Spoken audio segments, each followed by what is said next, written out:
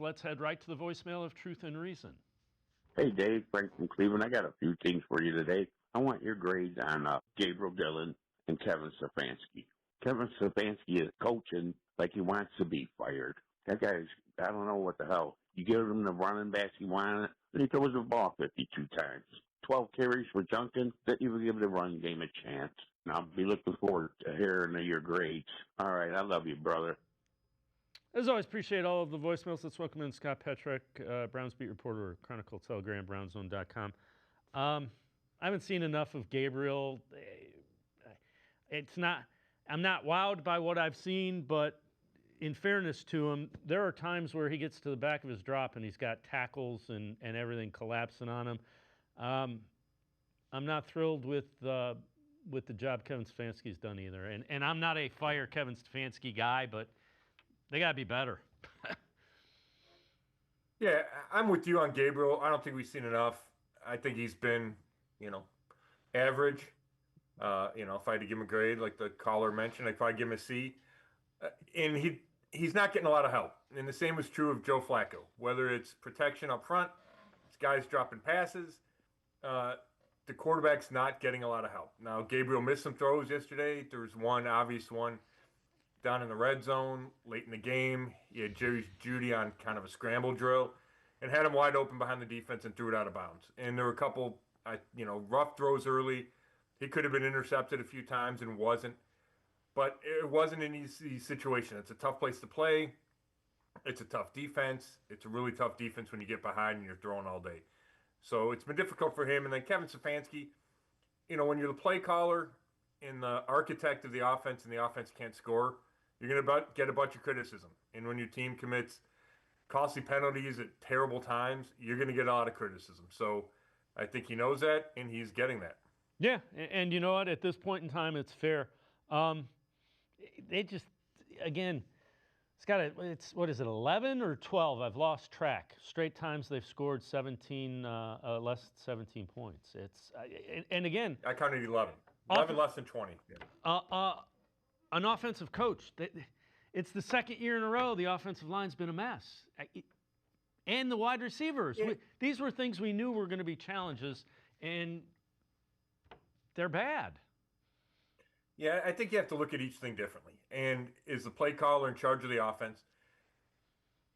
Yeah, he's ultimately responsible. Now, I talk about Dillon Gabriel not getting a lot of help. I'm not sure Kevin Stefanski's getting a lot of help personnel-wise. We talked about the receiver core all offseason, all this season. It wasn't good enough. We all knew it wasn't good enough, yet Andrew Berry didn't address it, in my opinion, enough. Isaiah Bond, okay, he might be good one day. He's not a big contributor right now. He's playing a bunch, but not having a big impact. He was the guy that they brought in, and then a couple of undrafted, rookies. And then it's Jerry Jeudy who's really struggling, and that's hurting this offense, and it's hurting this receiving core. But beyond Jerry Jeudy, there's not a lot of guys there either that are doing much. Cedric Tillman's hurt. You look at the O-line, it's struggling as a unit. But they brought back 4 starters that have played a ton in this league. They're all 30-plus that they had trust in. Now, I don't know if you break those guys down individually, how they're each doing. I think Jack Conklin has been an improvement at right tackle. One, he's been able to be on the field, which hasn't been a ton. I think Bitonio's playing fine. Teller and Posick. There's reason to think that this offensive line should be performing better than it is. And then you look at, I mentioned the receivers, they're not good enough. So Kevin Stefanski's trying to design plays and design a game plan for an offense that's struggling to protect, especially given the tackle injuries that he's had this year, and given receivers who can't consistently get open and can't catch the ball consistently. It's a tough way to call plays. Yeah, that's fair. You got to find a way to run the ball better.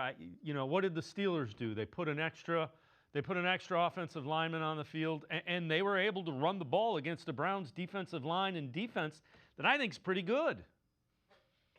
Yeah, the Steelers did a good job of that. And traditionally, when the Browns play the Steelers win that upfront battle. That's just how it's been, whether it's schematically or just, a physicality. issue when the Steelers beat the Browns. That's usually what happens when the Browns have success against the Steelers. They can turn the tables on them, and they have success running the ball and shutting down the run. I don't know if the Steelers used the jumbo personnel any more than the Browns did yesterday. I know the Steelers use it some. The Browns use it some. The Steelers are their giant tight end, who I really like and have liked, and he had an impact in the game. There's no doubt about that. For an offense, it's looking. That's why the Browns are in a tough spot. They're looking to be explosive. They're looking to open things up, but yet then you say, okay, we'll put an extra lineman on the field and go 3 tight ends. Well, that limits what you can do too, right? And then you only got 1 receiver out there, so it's okay. How are you going to throw the ball deep? So they're just in a situation where they're struggling to find anything that's working consistently.